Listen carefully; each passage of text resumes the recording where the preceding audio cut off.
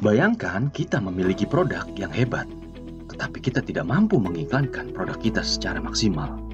Akhirnya, pelanggan akan mulai berhenti menggunakan produk kita, merasa tidak puas dan mencari produk alternatif dengan layanan customer service yang lebih unggul. Sebuah produk yang laku di pasaran harus dirancang dengan mempertimbangkan kepuasan pengguna. Jadi, ketika kita memiliki produk yang bagus, akan serta-merta meningkatkan pengalaman pelanggan. Lalu, bagaimana kita memastikan bahwa produk kita menawarkan pengalaman pelanggan yang luar biasa? Jawabannya terletak pada menciptakan pengalaman produk yang lebih baik. UX, CX, PX. Ya, zaman telah berubah. Ada 3 aspek yang harus diperhatikan dalam membuat produk. Pertama adalah user experience atau UX. Pengalaman pengguna berfokus pada semua interaksi pengguna dengan produk atau layanan kita. UX yang baik membuat pelanggan senang sebelum, selama, dan setelah pengguna produk. Customer experience atau CX. Pengalaman pelanggan adalah kombinasi dari persepsi, perasaan, dan keyakinan yang telah diciptakan merek kita terhadap pelanggan. Dengan kata lain, CX merupakan kesan keseluruhan yang kita tinggalkan pada pelanggan kita. Product experience atau PX. Produk adalah media di mana pelanggan mendapatkan kesan tentang perusahaan secara keseluruhan. Pelanggan berinteraksi dengan produk berulang kali selama rentang waktu tertentu. Sementara pengalaman pelanggan berlanjut setelah pelanggan meninggalkan produk kita. Pengalaman produk bersifat khusus selama mereka menggunakan produk kita. Untuk meningkatkan kepuasan pelanggan, maka UX, CX, dan PX penting untuk diperhatikan. Penelitian yang dilakukan oleh Kolsky Alfsar 2017 menekankan pentingnya pengalaman karena memberikan pengaruh pada pelanggan. Di antaranya adalah, yang pertama, 55% konsumen bersedia membayar lebih untuk mendapatkan pengalaman pembelian yang lebih baik. Kedua, 86% konsumen bersedia membayar lebih untuk pengalaman yang lebih ditingkatkan. Ketiga, 84% konsumen frustasi ketika customer service tidak dapat memberikan informasi yang dibutuhkan pelanggan. Keempat, pelanggan yang kecewa dapat menyebabkan 13% memberitahu 15 orang atau lebih jika mereka tidak puas. Sebaliknya, 72% konsumen akan berbagi pengalaman positif dengan 6 orang atau lebih. Kelima, 67% konsumen menempatkan pengalaman buruk sebagai alasan untuk berpindah produk. Memberikan pengalaman terbaik akan mempengaruhi nilai dari produk kita yang pasarkan. Ingatlah, mantra bisnis kuno yang menyatakan bahwa pelanggan adalah raja. Quote ini menekankan pentingnya pelanggan dan calon pelanggan dalam setiap bisnis.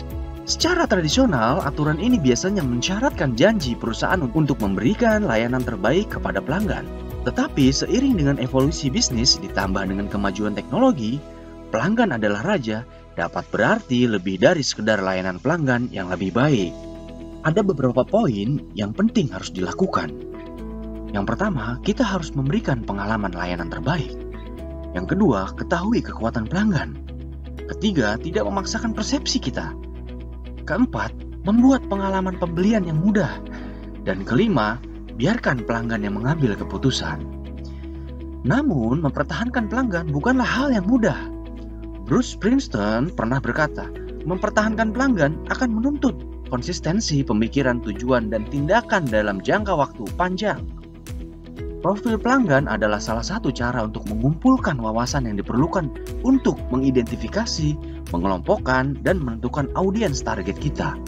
Pembuatan profil pelanggan adalah tentang menciptakan nilai dari data untuk memahami segala sesuatu yang perlu diketahui tentang target konsumen kita dan kondisi pasar yang mengelilingi mereka.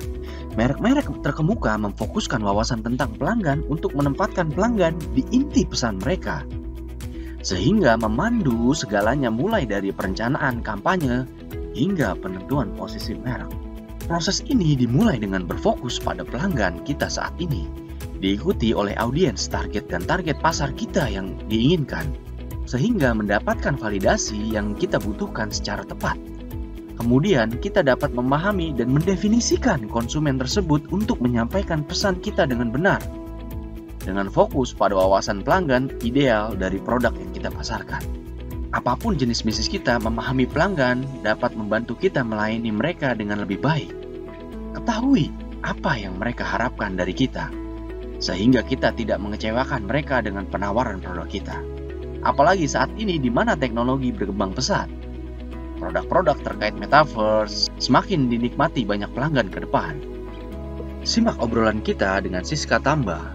Beliau adalah Head Customer Experience dalam perusahaan teknologi terkemuka di Indonesia. Oke, halo Mbak Siska.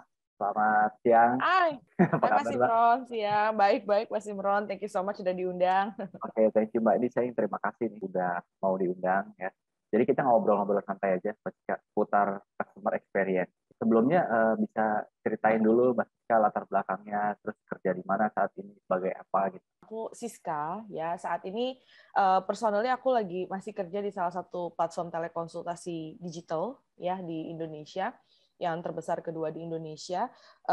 Saat ini kerja sebagai senior key account manager di sana gitu kan. Tapi dalam pekerjaan aku sebelumnya atau bahkan yang sekarang itu aku banyak bersinggungan dengan customer experience secara keseluruhan gitu kan, karena salah satu part of memanage atau menjaga sebuah klien gitu kan ya, itu pasti adalah memastikan kelangsungan bisnis dengan mereka, yang semuanya itu tergantung pada apakah customer-nya mereka seneng atau enggak pakai pelayanan kita gitu kan. Belakangan ini di 2020 sampai 2022, customer experience itu sangat the most important thing gitu di industri ya. Betul. Terus khususnya mungkin jasa ya. Terus berkembang ke sini banyak sampai dengan metaverse gitu Mbak dan lain-lain. Nah, justru itu yang memang persaingan di era pengalaman mungkin ya. Jadi era persaingan sekarang tuh udah lomba-lombaan menang-menangan pengalaman. Keunikan ini di satu industri ini diperlukan gitu buat ngerebut consumer gitu. Nah, seberapa penting Mbak customer experience buat di industri ya? Seberapa penting sih, itu penting banget. Tapi makin kesini itu makin penting. Kenapa? Soalnya saat ini kita harus memastikan kita paham bahwa kita udah punya yang kita sebut sekarang sebagai sosial media. Penggunanya gede banget, apalagi di Indonesia ya kan. Betul. Kita udah disebut sebagai pengguna sosial media yang besar banget lah dari Indonesia ini gitu. Nah, sosial media itu nggak cuma mentransform hidup kita doang, tapi juga experience sama power-nya customer. Customer sekarang punya power yang sangat besar banget dan unlimited gitu kan, untuk mempengaruhi customer lainnya atau potential customer lainnya untuk mencoba atau menggunakan produk kita. Jadi kalau ditanya seberapa penting, ya penting banget. Apalagi sekarang sosial media nggak ada filternya kan. Customer experience ini sesuatu yang sangat-sangat penting banget gitu ya. Produknya, harga produknya, kemudian seberapa bagusnya produknya dan lain-lain terusnya, itu masih penting. Tapi di atas semua itu, it doesn't matter seberapa penting, seberapa oke-nya produk lo gitu kan. Tapi kalau lo nggak bisa memastikan customer lo happy dengan produk lo, kemungkinan mereka tidak akan balik dan akan membawa orang lain untuk nggak nyoba juga, itu besar banget sekarang. Gitu. Itu betul. Jadi the power of mulut ke mulut itu, itu justru yang marketing ya, uncontrolled, tapi cuman ini ya apa namanya, the powerful gitu. Skill-skill apa sih Pak yang dibutuhin untuk jadi customer experience yang spesialis, kira-kira apa ya? Kalau menurut aku teman-teman yang masih baru gitu ya, yang mungkin sekarang kalau nggak salah sih udah ada sih Mas Imron apa namanya subject spesifik untuk customer experience management gitu ya di beberapa fakultas gitu kalau nggak salah. Cuma memang kita coba menyederhanakan buat teman-teman yang mungkin belum ambil subjek itu gitu ya. Jadi sebenarnya secara umum untuk mampu mengerti dan memvisualisasi CX itu apa sih sebenarnya gitu ya. Mungkin teman-teman bisa memikirkan bahwa CX itu coba ibaratkan sebagai customer journey gitu ya, dengan berbagai touch points. Jadi touch points itu adalah di mana customer mengalami interaksi dengan brand kita gitu ya. Kalau dulu kan cuman ada satu interaksi aja nih. Orang datang ke toko, mereka beli, mereka bawa pulang, that's it. Itu interaksi mereka sama kita. Ketika mereka udah pulang, ya apalagi dulu belum ada telepon, misalnya pas zaman-zaman masih tahun 50-an ke belakang gitu ya. Interaksinya tuh benar-benar cuma satu ketika di toko itu aja gitu. Ketika mereka bawa pulang pun, apapun yang terjadi dengan produk itu ya udah mereka nggak bisa apa-apain, bener ya. Kalau sekarang touch points-nya, interaksi mereka dengan kita tuh banyak banget. Karena si bisnis sendiri itu mengumpamakan bisnisnya nyebarin ke orang-orang tuh dari berbagai area gitu kan, dari sosial media, kemudian masih ada print ads juga, dari TV, kemudian ada YouTube ads misalnya, kemudian ada ads yang lain. Nah, setiap touch points itu gitu ya, ibaratkan seperti kita ngebangun rumah gitu, dengan berbagai pintu masuk yang tujuannya tuh utama adalah ketemu elu sebagai orang yang punya rumahnya dan ngelihat seberapa kerennya rumah lo. Artinya ketika setiap pintu dibuka sama user ya, lo harus paham bahwa experience yang mereka alami pas masuk, mau dari pintu utara, selatan, barat, timur, dari atas atap gitu kan ya, itu harus memberikan experience yang sama buat mereka, yaitu experience yang personalized. Yang pertama ya, jadi mereka ngerasa datang sebagai satu-satunya tamu masuk rumah lo gitu. Yang kedua, experience yang nggak hassle, mereka nggak perlu lewat jendela, tapi beneran dikasih pintu gitu kan.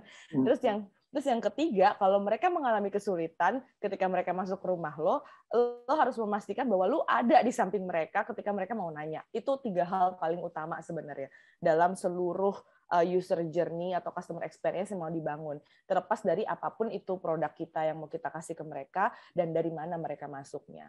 Gitu Mas Imron.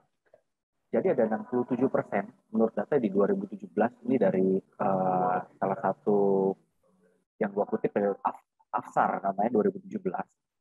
Jadi mereka menekankan pentingnya pengalaman gitu karena memberikan pengaruh pada pelanggan. Gitu. Nah, tadi yang Mbak Siska bilang tuh customer retention, gimana caranya customer itu bisa purchase lagi gitu. Jadi dapat sesuatu yang baik, happy dia pasti lagi. Nah, tapi anehnya ada 67% konsumen yang menempatkan pengalaman buruk gitu sebagai alasan untuk mereka berpindah produk.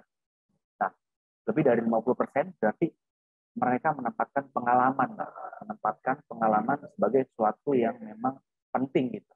Mereka bisa cen tadi yang dibilang Mbak, bisa cen karena memberikan pengaruh yang atau experience yang nggak baik gitu. Nah, itu dengan mudahnya mereka langsung bisa lewat aja gitu. Ya udah beli coba-coba gitu, coba-coba ya mereka bisa nggak repeat order lagi gitu. Iya benar. Itu mereka nggak baca pasar juga kan. Berarti experience ini nggak lahir begitu aja kan. Mereka riset gitu. Bagaimana yang mereka juga istilahnya mereka harus tahu gitu yang memang dipentingkan atau dibutuhkan oleh calon-calon customer mereka tuh buat lahirin produk ini tuh kira-kira apa buat membantu value edit mereka gitu. Produk-produk ini apa gitu. Gitu ya Mbak. Betul banget, karena secara umum juga nih Mas Imron, customer experience tuh ada 3 angle-nya sebenarnya, yaitu adalah experience yang benar-benar dialamin sama customers, experience yang diinginkan oleh organisasi yang membuat produk tersebut, dan yang ketiga itu adalah experience yang akhirnya terlahir dari mengconsider 2 hal yang pertama. Ya kan? Jadi experience apa sih yang diinginkan oleh organization supaya dirasakan oleh customer-nya dibandingkan dengan experience apa sih yang saat ini sedang mereka alami di pasaran gitu. Baik dengan produknya si organization itu atau produk yang lain. Jadi si perusahaan ini yang ketika mau ngeluarin produknya pun harus sudah mempertimbangkan hal itu supaya apa? Supaya jadinya adalah di angle yang ketiga, yaitu visi dan misinya perusahaan sama dengan kebutuhannya customer di lapangan gitu. Itu sih sebenarnya yang paling penting. Jadi kalau dulu kan ibaratnya yang mendesain produknya dan yang ngedirect market supaya beli itu si perusahaan. Sekarang enggak. Sekarang customer juga punya suara, customer juga punya pilihan tersendiri yang dimana perusahaan harus ngedengerin, oh mereka maunya seperti itu atau ternyata oke, so kita kasih yang seperti mereka mau dengan visi dan misi yang sejalan dengan apa yang kita miliki saat ini. Itu sih harusnya seperti itu memang. Customer experience ini emang dari visi-visi perusahaan sendiri mereka arahnya mau kemana kan gitu. Jadi kalau memang mau melahirkan satu produk gitu ya dijadikan customer experience sebagai gula mereka, ya kalau ya tadi ya cari yang terbaik, pasti orang-orang pasti maunya yang terbaik gitu. Pasti akan menuju ke sana terbaik. Cuma kalau dicarinya adalah uniqueness-nya gitu. Contoh pasta gigi ya, ada pasta gigi yang buat memutihkan kan. Ya. Dia lahir lagi salah satu pasta gigi, dia gak mau masuk ke putih juga gitu. Karena putih-putih ya segitu-gitu aja gitu. Mereka jadi bikin satu uniqueness lagi nafas lebih segar gitu kan. Nah, itu uniqueness juga tuh. Jadi konsumen akan coba lihat gitu, akan coba pilih mana yang kira-kira memang potensial di market gitu. Ketika memang si produk itu udah go to market kan gitu ya, Mbak. Betul banget. Betul banget. Kalau ngomongin sikat gigi, pasta gigi, bener Mas, ada juga yang akhirnya memilih, ya gue juga memutihkan, gue juga ngasih nafas segar, tapi gue kasih lo tambahan nih, ini pakai siwak gitu misalnya. Jadi dia akan menuju ke spesifik customer yang memang mereka pengen mengexperience sesuatu yang sesuai dengan nilai-nilai mereka, yaitu mereka pengen that specific content di dalam pasta giginya kan. Dan itu yang dibutuhkan di market juga gitu. Jadi customer experience tuh dulu tuh yang namanya customer experience cuma terkait dua hal. Satu, lu harus punya call service supaya kalau customer ada pertanyaan atau komplain lo bisa jawab. Yang kedua, komplainnya mereka itu harus bisa lo selesaikan. Cuma dua itu doang. Sekarang tuh enggak, sekarang tuh mencakup pre pembelian, ketika pembelian, dan post pembelian, dan itu semua dijadiin satu. So it's very very important sih saat ini buat bisnis untuk realize hal tersebut. Jadi customer experience tuh bukan customer service loh gitu, itu dua hal yang berbeda gitu. Oke, betul Pak. Nah, di dalam pembagiannya sendiri di pengalaman Mbak Nisa tadi di pre, terus di internya gitu di dalamnya, sama pas pada saat post gitu. Kalau dari bagiannya atau positioning di SDM-nya itu harus dipisah atau dijadikan satu, Pak? Kalau yang menangani tim yang sama itu pasti udah nggak akan efisien buat si perusahaannya sendiri. Kenapa? Karena itu kan udah beberapa job desk yang berbeda. Jadi SDM-nya tuh pasti orang yang berbeda, tapi yang harus dipastikan oleh si perusahaan adalah bahwa it doesn't matter the SDM mana yang ketemu customer, atau it doesn't matter entry point mana atau touch point mana yang sedang terjadi, experience-nya itu harus koheren. Semuanya tuh harus sama. Semua harus merepresentasikan brand lo seperti yang lo inginkan brand lo itu diasumsikan oleh orang lain. Kalau misalnya lo pengen brand lo tuh diasumsikan sebagai sebuah brand yang mewah misalnya, berarti ketika mereka ketemu sama orang-orang di pre, atau mereka baca di sosial media ketika mereka ngelakuin pre-research-nya gitu kan, cari tahu soal brand lo dan segala macam, semua hal tersebut dari SEO lo apa ini segala macam itu harus merepresentasikan brand yang mewah.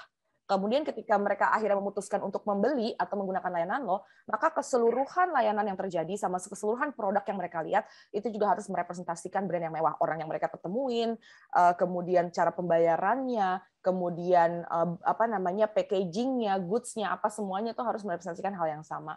Setelah itu postnya, walaupun mereka ketemu orang yang beda, masuk dari entry point yang berbeda, tapi mereka juga harus merasakan yang sama, yaitu ketika gue punya masalah misalnya, atau gue pengen reach out ke customer service, atau reach out ke perusahaan, atau cari tahu gimana caranya biar gue bisa upgrade, dan lain-lain seterusnya, yaitu yang postnya, itu juga harus merepresentasikan pengalaman yang mewah.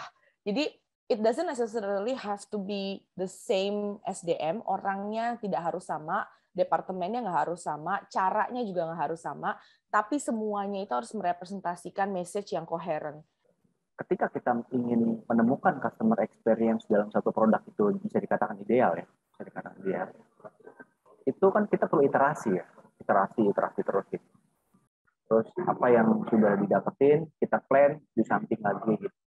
Nah, ujungnya customer experience tuh sampai menemukan apa gitu, sampai menemukan dari sisi empathy customer itu happy, nyaman, atau apa ya Mbak? Secara umum sebenarnya yang pengen kita dapatkan atau pengen kita pastikan terjadi dalam keseluruhan desain customer experience kita gitu kan ya, terlepas dari bisnis kita itu offline atau online dan lain-lain seterusnya, yang pengen kita dapatkan itu adalah emosional sama cognitive response dari desain yang kita miliki gitu. Jadi kita sebagai sebuah brand itu harus mampu untuk menginfluence atau mendirect gitu ya mood sama emosinya customer ketika mereka lagi ngelakuin user journey di dalam platform kita atau ketemu sama kita kalau kita offline gitu ya. Jadi yang pengen kita bangun, yang pengen kita build adalah keseluruhan respons kognitif sama emosional itu yang nantinya akan membantu mereka untuk yang pasti, udah pasti 100% kembali lagi ke kita kapanpun mereka membutuhkan layanan atau produk yang sama, supaya mereka terus jadi loyal customer kita. Dan yang kedua,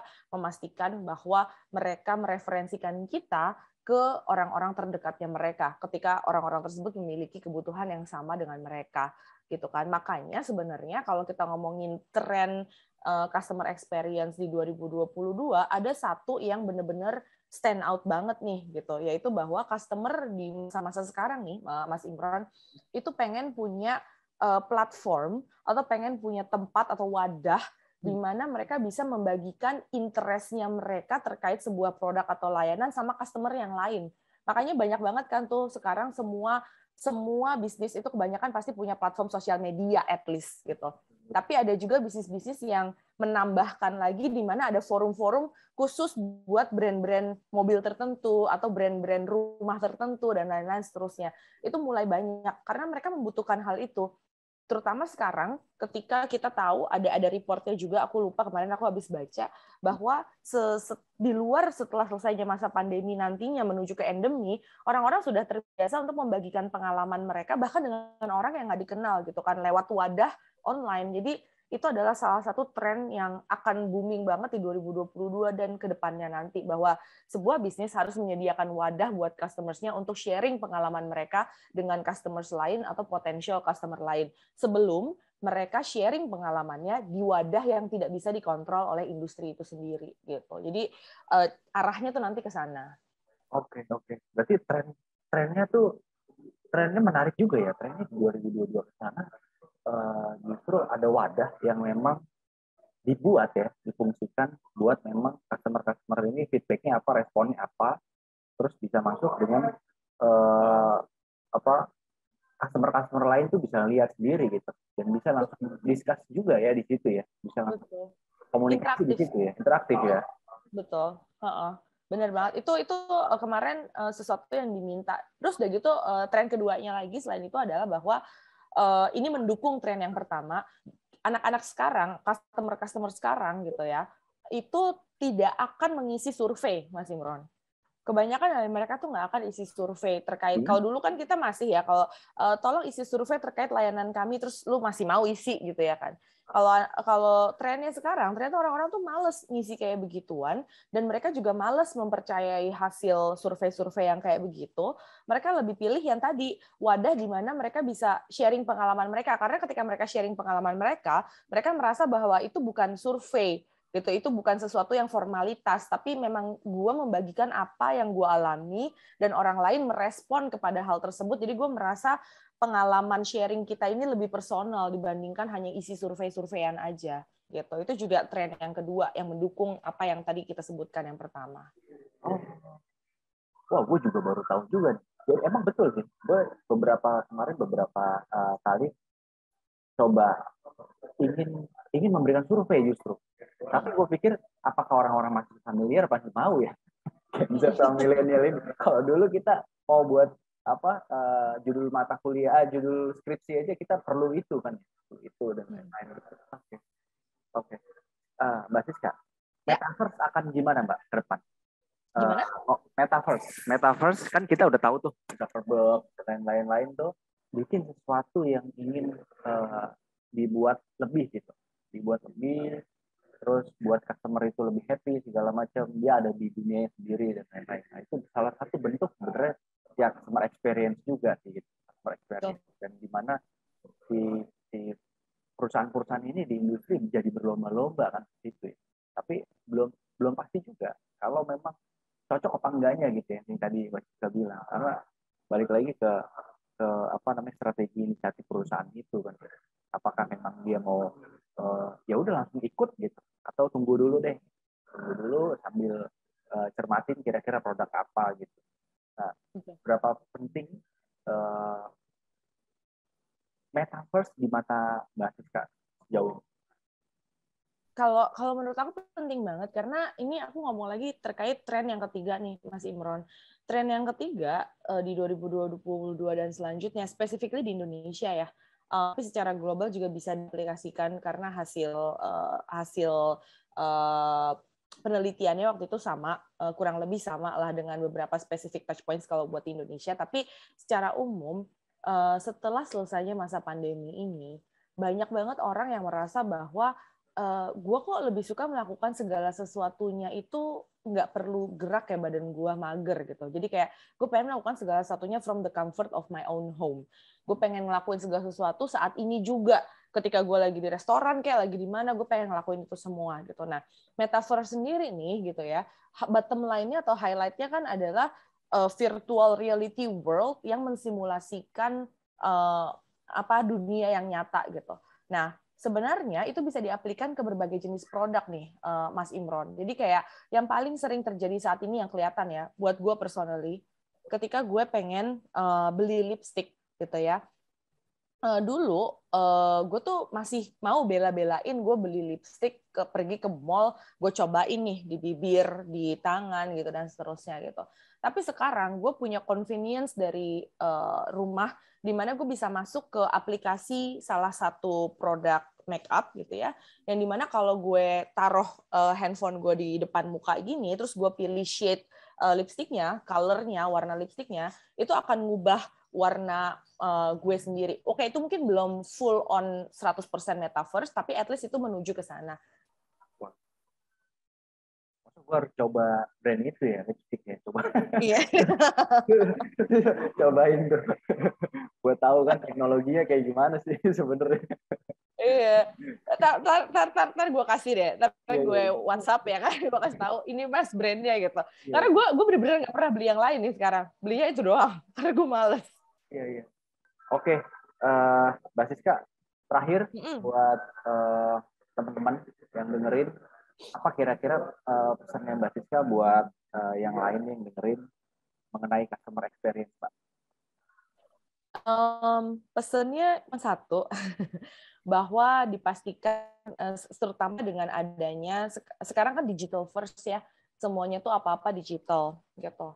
Jadi apapun itu bisnis yang kita jalani, untuk siapapun itu kita nantinya bekerja gitu ya, model industri yang seperti apa, pastikan saja bahwa ketika perusahaan kita atau perusahaan tempat kita bekerja atau produk yang mau kita luncurkan apapun itu memiliki message yang coherent across all touch points. Karena ketika customer merasakan experience yang sesuai dengan ekspektasi mereka dan sama di seluruh touch point, di seluruh channel yang dimiliki gitu kan, itu adalah pintu masuk pertama untuk kita mendapatkan loyal customer yang akan terus balik ke kita, plus orang-orang di sekitar mereka yang juga kemungkinan akan jadi loyal customer kita. Karena saat ini ya, customer itu adalah center stage dari sebuah produk. Bukan lagi fitur kamu, bukan lagi harga kamu, bukan lagi brand kamu, tapi customer kamu itu adalah sentral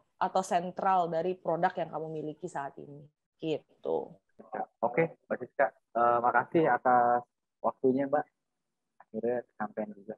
Thank you, Mas Imron. Ambil yang baik, gue Imafudi, pamit.